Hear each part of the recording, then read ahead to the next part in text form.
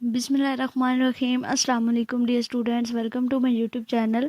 आज हम करेंगे MTS 633 ग्रुप थ्योरी का topic number 41। I hope so कि ये टॉपिक भी आपको अच्छी तरह से समझ आ जाएगा और पिछले टॉपिक्स भी आप सबको क्लियर हो गए होंगे। अगर कोई भी कन्फ्यूजन हो तो आप कमेंट बॉक्स में पूछ सकते हैं, व्हाट्सएप ग्रुप ज्वाइन कर सकते हैं, आपको फुली मजीद गाइड किया जाएगा। तो स्टार्ट करते हैं। आज का जो टॉपिक है उसमें हमने क्या पढ़ना है, सब ग्रुप फाइनाइट साइक्लिक ग्रुप के जो फाइनाइट साइक्लिक ग्रुप होते हैं उनके हमने साइक्लिक ग्रुप जो है वो सब ग्रुप पढ़ने हैं साइक्लिक ग्रुप्स के। तो सबसे पहले थ्योरम है हमारे पास। थ्योरम देखते हैं कि let G be a cyclic group के अगर जी जो है वो एक साइक्लिक ग्रुप है with N elements and generated by A, कि कोई भी अगर ग्रुप एक साइक्लिक ग्रुप है तो इट्स मीन के उसका एक जनरेटर एग्जिस्ट करेगा। तो इट्स मीन के यहाँ पे कहते हैं कि ए जो है वो उसका जनरेटर है। लेट बी बिलोंग टू जी, के अगर जो है वो बी बिलोंग करता है जी से, and let B equal to A K, तो बी की जो टर्म है वो कहाँ तक जा रही है, ए के तक जा रही है। Let B generate a cyclic subgroup. अब बी जो है हमने एक एलिमेंट लिया है, वो यहाँ से एक सब ग्रुप जो है वो यहाँ से एक जनरेट करता है जिसको हमने एच का नाम दिया। Of G containing N over D element where D equal to G C D N K, यानी कि जो सब ग्रुप हमने लिया है एक जी का, जो हमारे पास जी एक साइक्लिक ग्रुप दिया हुआ था उसमें से हमने एक सब ग्रुप लिया है, एच लिया है, और उसमें कौन से एलिमेंट है, उसमें एन और डी एलिमेंट है, यानी कि उसको जो इसके जनरेटर की पावर में आएगा वो एन ओवर डी होगा। और जहाँ पे डी इक्वल टू क्या है, जी सी डी एन के इनका ग्रेटेस्ट कॉमन डिवाइज़र यहाँ पे इसके आएगा। ओके अगर कहता है कि generator A K equal to generator A S, ये दोनों जो हैं वो इक्वल होंगे if and only if G C D K N equal to G C D S N, यानी यहाँ पे हमने कोई भी अल्फ़ाबेट ले लिए, के और एस हमने ले लिए, तो ये दोनों इक्वल तब होंगे जब इन दोनों की जो जी सी डी है वो दोनों की इक्वल होगी।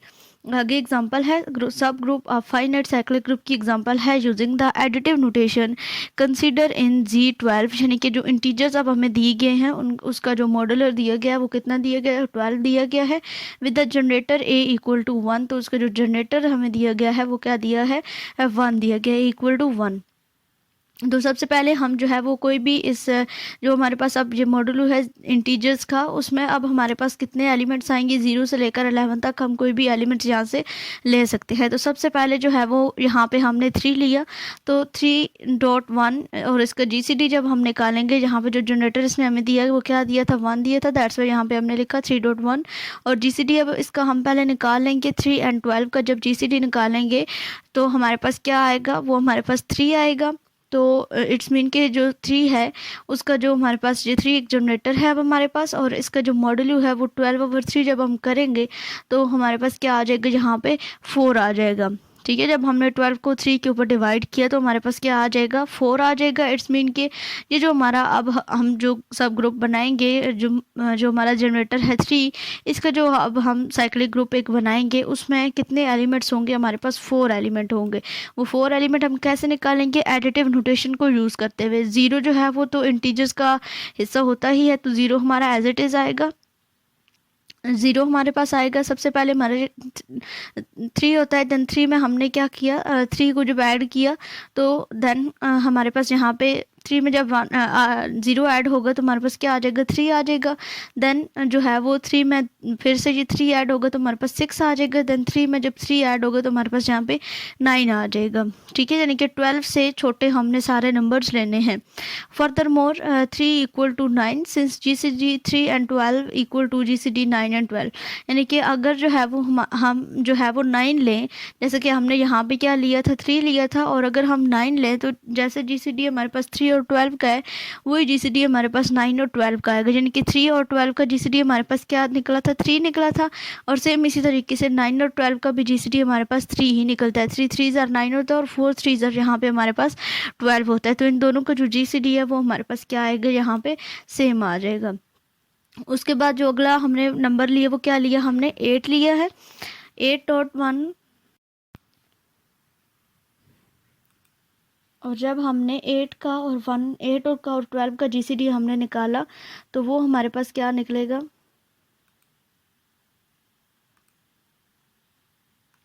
8 का और 12 का जो GCD है वो हमारे पास क्या निकलेगा, 4 निकलेगा। ठीक है, तो सेम इसी तरीके से जब हमने इसका जनरेटर का हमने निकाला ऑर्डर, 12 डिवाइडेड बाई हमने 4 किया, जो हमारे पास GCD आया था उसको हमने 4 के ऊपर डिवाइड किया, तो अब यहाँ पे हमारे पास क्या आ जाएगा, 3 आ जाएगा। तो यहाँ पे अब इसमें हम कितने एलिमेंट्स ले सकते हैं, 3 एलिमेंट ले सकते हैं, 0, 4 एंड 8 हमारे पास आ जाएगा। सेम इसी तरीके से हमने 5 लिया और 5 का और 12 का GCD हमने निकाला, तो वो हमारे पास क्या निकला, हमारे पास 1 निकला।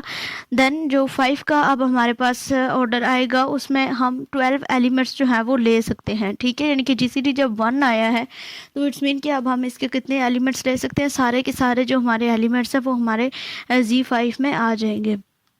उसके बाद देखते हैं कि if A is a generator of a finite cyclic group, के अगर ए जो है वो जनरेटर एक फाइनाइट साइक्लिक ग्रुप का of order n, then the other generator of G are the element of the form of AR where R is the relatively prime to n, के उसको जब हम फॉर्म देंगे वो AR की form में हम उसको लिख सकते हैं, और R हमारे पास क्या है, वो एक रिलेटिव प्राइम नंबर है टू n के।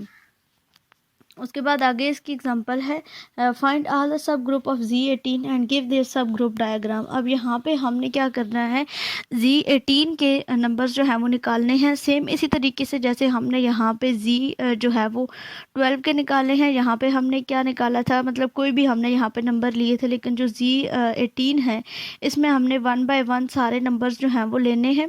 All subgroup are the cyclic by the above clearly is the generator of Z18, so is 5, 17, 11, 13 and 17। ये जो हैं इनको छोड़ के बाकी सारे जो है वो हमारे जनरेटर्स आएंगे जहाँ पे Z18 की टर्म में। ये रिलेटिवली प्राइम नंबर्स जो हैं वो हैं, तो इनको जो है वो हम यहाँ से एक्सक्लूड कर देंगे। इसके अलावा जितने भी नंबर्स आएंगे वो हमारे पास जो है वो इसके अंदर आ जाएंगे। ठीक है, तो स्टार्टिंग जो है हमने 2 से करनी है, कि 2 को अगर लें तो 2 के साथ हमारे कौन कौन से एलिमेंट्स आएंगे, 0, 2, 4, 6, 8, 10, 12 and 14 and 16 is of the order 9 and इसका ऑर्डर अपना क्या है, हमारे पास 9 है, यानी कि 2 के जितने भी मल्टीपल्स हमारे पास आ रहे हैं वो हमने यहाँ पे लिख लिए, और इसका ऑर्डर जो है वो हमारे पास कितना है, 9 है। और जब GCD इसका निकालेंगे तो वो 2 होगा, एंड GCD के 18 वेयर के इक्वल टू 2, 4, 8, 10, 14 एंड 16, यानी कि अगर यहाँ पे हमारे पास K18 हो, जैसे हमारे पास 218 है, अगर यहाँ पे हमारे पास K18 हो तो K की जगह पे हम इनमें से कोई भी नंबर जो है वो ले सकते हैं, 2, 4, 8, 10, 14 और 16। तो हमारा जो GCD आएगा वो सेम आएगा, दस 2, 4, 8, 10, 14, 16 all are the generator of 2। तो ये जो सारे क्या है हमारे पास जनरेटर हैं 2 के हैं। उसके बाद हम 3 को ले लेते हैं। जब हमने 3 को लिया तो 3 के मल्टीपल्स हमने लिख लिए, 18 से जो छोटे थे वो लिख लिया, और इनका ऑर्डर हमारे पास 6 है। जब हमने इसका GCD निकाला तो वो हमारे पास क्या है, 3 है। फिर GCD के 18, तो K की जगह पे अगर हम 15 को रख दें तो देन जो है वो इनका जो ऑर्डर होगा, जो इसकी GCD होगी वो सेम हो जाएगी। 15 और 18 वो भी 3 के डिविजिबल हैं, तो देन उसका GCD भी जो है वो क्या आ जाएगा, 3 हो जाएगा। फिर इसी तरीके से 6 के हमने ऑर्डर निकाल लिए हैं, और इसका जो है वो हमारे पास 6 के मल्टीपल 0, 6 और 12 निकले हैं, और इसका ऑर्डर जो हमारे पास 3 है। और जो 9 है उसका हमने जब निकाला तो 0 और 9 जो है वो निकला, और इसका ऑर्डर जो है वो हमारे पास कितना है, यहाँ पे 2 ऑर्डर है इसका। फिर इसकी जो डायग्राम है वो किस तरीके से बनाते हैं, डायग्राम सबसे जो नीचे होती है वो सबसे छोटे वाली वैल्यू आपने रखनी होती है, और सबसे जो ऊपर होती है वो सबसे बड़े वाली वैल्यू आपने जो है वो रखनी होती है। 0 और 1 यहाँ पे जनरेटर्स दिखाए नहीं गए, लेकिन जो 0 होगा उसमें जस्ट एक ही एलिमेंट आएगा, 0 ही आएगा। ठीक है, तो उसका जो ऑर्डर होगा वो आपके पास क्या होगा, 1 होगा। और जो आपका 1 है इसमें आपके 18 के 18 जितने भी नंबर हैं वो सारे नंबर आएंगे, तो वो आपका सबसे ऊपर आएगा। देन उसके बाद आपने चेक करते जाना है कि 0 के बाद जो है वो 1 के बाद आपका किसका ऑर्डर है, 1 के बाद आपने जो है वो देखना है कि 2 जो है वो आपके पास किसका ऑर्डर आ रहा है। तो 9 का ऑर्डर आपके पास कितना है, 2 है, तो आपने यहाँ पे इसके इक्वल में इधर 9 लिख दिया। फिर उसके बाद और देखें कि उसके बाद 3 किसके ऊपर आ रहा है, तो 6 जो है उसका ऑर्डर आपके पास कितना है, 3 है, यानी कि 1 बाय 1 जो है वो आपने चलते जाना है। तो यहाँ पे आपके पास क्या आ जाएगा, 6 आ जाएगा। देन पहले जो है वो आपने इनको ज्वाइन नहीं करना, पहले जस्ट इन नंबर्स को इस तरीके से तरतीब के साथ जो लिख लेना है। देन जो है वो आप देखेंगे 4 जो है वो किसका ऑर्डर आ रहा है, तो 4 यहाँ पे नहीं है, यहाँ पे हमारे पास क्या है 6 है, तो हमने यहाँ पे जो है वो 3 लिख लिया। देन 2 हमने लिखा, उससे जो बड़ा आ रहा था वो हमारे पास 2 का ऑर्डर था, उसका ऑर्डर हमारे पास 9 था, और सबसे बड़ा ऑर्डर जो है वो हमारे पास 1 का ऑर्डर है, तो सबसे ऊपर जो है वो हमने 1 लिख लिया। देन जो है वो अब हम देखेंगे कि कौन सा एलिमेंट कौन से एलिमेंट में आ रहा है। ठीक है, 0 जो है वो 9 में भी आ रहा है, 6 में भी आ रहा है, तो 0 को हम इन दोनों से देख सकते हैं, जोड़ सकते हैं। देन 6 और 9 जो है वो 3 में आता है, तो इन दोनों को भी हमने जोड़ लिया। उसके अलावा जो है वो हम 0 को 3 के साथ भी जोड़ सकते हैं, 0 को हम 1 2, ये तो सब में आता है ना, क्योंकि ये इंटीजर है, तो इसको जो है वो हम सब में जोड़ सकते हैं, लेकिन यहाँ पे इस तरीके से नहीं लिखा गया। और फिर उसके बाद जो 2 और 3 है ये दोनों 1 में आते हैं, तो उसको जो है वो हमने इन दोनों के साथ जोड़ दिया है। आई होप सो कि ये लेक्चर भी आपको अच्छे से समझ आ गया होगा। अगला लेक्चर भी हम जो है वो यहाँ पे देख लेते हैं, थ्योरम ऑन साइक्लिक ग्रुप के। थ्योरम क्या साइक्लिक ग्रुप के बहुत ईजी से हैं, ये सारी आइसोमॉर्फिक वाली प्रॉपर्टीज़ हैं, उन्हीं को दोबारा से जो है वो हमने देखना है, जो हम ऑलरेडी पढ़ चुके हैं कि आइसोमॉर्फिक एक ग्रुप कब होता है, जब वो 1 to 1 होता है, ऑन 2 होता है। उसके अलावा जो है वो अगर उनके दोनों एलिमेंट्स को जो है वो हम ऐड करते हैं, तो उनका जो मतलब मल्टीप्लाई करने से दोबारा से उसकी वो फॉर्म बनती है या नहीं बनती है। तो इसका थ्योरम जो है वो देख लेते हैं। Let G be a cyclic group की जी एक साइक्लिक ग्रुप है with the generator A if the order of G is infinite, कि अगर जो है वो ऑर्डर ऑफ जी इनफाइनाइट है, ऑर्डर ऑफ जी जो है वो हमारे पास क्या इनफाइनाइट है, then G is isomorphic to G positive integers के, जो हमारे पास यहाँ पे अब बाइनरी ऑपरेशन है वो हमारे पास पॉजिटिव आया है। ठीक है, जी आइसोमॉर्फिक होगा with G positive integer. If G has finite order N, के अगर जी जो है वो उसका ऑर्डर क्या है फाइनाइट ऑर्डर एन है, then G is isomorphic to G N and positive N. ठीक है, अगर हम उसको कहेंगे वो फाइनाइट, अगर इनफाइनाइट होगा तो यहाँ पे हम कोई भी ऑर्डर लिख सकते हैं, और अगर वो हमारे पास फाइनाइट ऑर्डर और उसका ऑर्डर भी साथ में डिफाइन होगा कि वो जो है वो n होगा, ऑर्डर n हमें यहाँ पे दिया गया, तो देन हम उसको इस तरीके से डिफाइन करेंगे। केस नंबर 1 में कहते हैं कि for all positive integer M A M not equal to E, कि जो ए एम है वो आइडेंटिटी के इक्वल नहीं आएगा। In this case we claim that no two distinct exponent H and K can give the equal element A H and A K of जी, यानी कि exponent हम एक्स की पावर को कहते हैं ना, किसी भी चीज़ की पावर जो होती है उसको हम एक्सपोनेंट कहते हैं। तो इसका मतलब ये है कि कोई भी जो पावर्स में हमारे पास नंबर होंगे उनमें इक्वल एलिमेंट्स जो हैं वो नहीं आ सकते। Suppose that A H equal to A K and say h is greater than k, then a h and a minus k, a equal to h minus k equal to a, contrary to our case 1 assumption। ये हमारे पास assumption जो है वो आ गई है कि ये h minus k जो है वो किसके इक्वल है, हमारे पास एक आइडेंटिटी एलिमेंट के इक्वल है। ये हमने क्या किया, एक assumption जो है वो यहाँ पे ली है।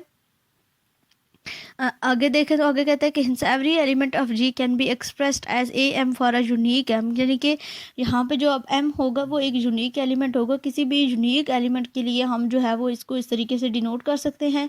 अब इसकी मैपिंग देखते हैं कि द मैप जी टू जी जो है वो जा रहा है, कि जो हमारे पास एक ग्रुप दिया गया है वो इंटीजर्स तक जा रहा है, गिवन बाय यहाँ पे ये जो आपको नज़र आ रहा है ये आपके पास मैपिंग के लिए जो है वो शो कर रहा है फाई। इसको हम रीड करते हैं, पहले भी हम इन कुछ चीज़ों को पढ़ चुके हैं। ए आई इक्वल टू आई, यानी कि यहाँ पे क्या है कि जो आपकी पावर होगी यहाँ पे उसके इक्वल आपका यहाँ पे वो नंबर आएगा, यानी कि अगर ए की पावर आई है तो देन यहाँ पे आपके पास आई आएगा। अब आई की जगह पे कोई भी आपके नंबर हो सकते हैं 1 2 3 4 5, तो यहाँ पे फिर वो वैल्यूज इसकी इक्वल आ जाएंगी। ठीक है, is this well defined 1 to 1 and onto that. ठीक है जी, कि ये 1 to 1 भी है और ऑन टू भी है। और फिर उसके बाद हम यही चीज़ चेक करते थे अपने लेक्चर नंबर आई थिंक 7 8 में हमने आइसोमॉर्फिक प्रॉपर्टीज़ को पढ़ा था कि उनको मल्टीप्लाई करने से फिर हम उनकी पावर्स को ऐड करते हैं, देन वो जो दोनों होती हैं वो अलग अलग जो फाई होता है दोनों पे अलग अलग अप्लाई हम करते हैं। तो सो द होमोमॉर्फिज्म इस तरीके से प्रूव होता है, satisfied and phi is an isomorphism. तो हम उसको कह सकते हैं कि जो हमारे पास गिवन सेट होगा वो हमारे पास आइसोमॉर्फिज्म होगा। उसके बाद केस नंबर 2 में कहते हैं कि एम इक्वल टू ई है। पहले हमने क्या देखा था, A M not equal to E for some positive integers M, let N be the smallest positive integer such that A N equal to E, कि एन को हमने एक स्मॉलेस्ट पॉजिटिव इंटीजर जहाँ पे लिया है जो हमारे पास ई की इक्वल है। अगर जो है वो एस बिलोंग करता है इंटीजर से एंड एस इक्वल टू हमने यहाँ पे कोई भी एक स्टेटमेंट दे दी N Q plus R for zero is less than R and R is less than N, then A S equal to हम इसको जैसे अभी हमने पिछला जो लेक्चर था आई थिंक लेक्चर नंबर 40 में देखा था कि जब हम इस तरीके से कोई भी टर्म लेते हैं तो फिर हमारे पास वो जनरेटर्स की पावर में आती है A N Q plus are, तो हम इसको फिर इस तरीके से अलग अलग भी डिनोट कर सकते हैं। और ए एन इक्वल टू हमने देखा था कि वो हमारे पास ई की इक्वल होगा, तो हम उसको इस तरीके से लिख सकते हैं ई की power Q and A R equal to A R की इक्वल आ जाएगा। अब केस 1 में हमने क्या कहा था, zero is less than K and K is less than H और H is less than N होगा, then A H equal to A K and A H minus K equal to किसके आ जाएगा, ई की इक्वल आ जाएगा। तो ये वही बात है कि जहाँ पे अब हमने कंट्राडिक्शन जो है वो हमारी चॉइस है कि हम एन की जगह पे कोई भी एलिमेंट कौन सा लेते हैं। उसके बाद जहाँ पे जब एलिमेंट लिए गए हैं इसका जनरेटर जो है वो हमने ए लिया है, A not equal to E हमने रख लिया है and A square A cube up to A N minus 1 term तक। ए के बाद जब हम एन लेंगे तो वो दोबारा से ई की इक्वल आ जाएगा, मतलब साइकिल रिपीट होना शुरू हो जाएगा। तो एक बार जो है वो हम इसकी कम रखेंगे, all the district and the comprise all element of G, J इसके जी के तमाम एलिमेंट के ऊपर जो है वो एग्जिस्ट करता है। अब हम मैपिंग डिफाइन करते हैं कि मैपिंग क्या है, अप टू जेड एन तक पॉजिटिव इंटीजर तक जा रही है। तो हमने यही किया था कि अगर ए आई एक जो है वो उसकी मैपिंग हो रही है तो वो इक्वल टू किसकी होगा, आई की होगा। और आई की जगह पे हम कोई भी number 0 1 2 3 up to N minus 1 term तक रख सकते हैं। और इसको अब हम कहेंगे कि ये क्या है, 1 to 1 भी है और ऑन टू भी है। उसके बाद हमने इसकी ये प्रॉपर्टी जो है वो देखनी होती है ए एन, ये जब इन दोनों को हम मल्टीप्लाई करते हैं, मल्टीप्लाई करने के बाद इनकी जब बेसिस सेम हो तो उसको हम आपस में ऐड करके लिख सकते हैं। और जो वो हमारे पास फंक्शन दिया गया होता है उन फंक्शन को हम दोनों के ऊपर अलग अलग से अप्लाई कर देते हैं। तो हमारे पास जहाँ पे होमोमॉर्फिज्म की प्रॉपर्टी जो है वो सेटिस्फाई होती है। इस प्रॉपर्टी को हम होमोमॉर्फिज्म की प्रॉपर्टी कहते हैं, जब दो अलग अलग मल्टीप्लिकेशन वाली प्रॉपर्टीज़ को हम उसके ऊपर एक रूल अप्लाई करके उनके पावर्स को ऐड करके फिर उनके ऊपर एक फंक्शन जो है कोई भी अप्लाई करते हैं तो उसको होमोमॉर्फिज्म की प्रॉपर्टी कहते हैं। जब ये प्रॉपर्टी भी सेटिस्फाई हो जाए तो देन हम अपने ग्रुप को कहते हैं कि वो हमारा एक आइसोमॉर्फिक ग्रुप है। मिलते हैं अपने अगले लेक्चर में, तब तक के लिए अल्लाह हाफिज़।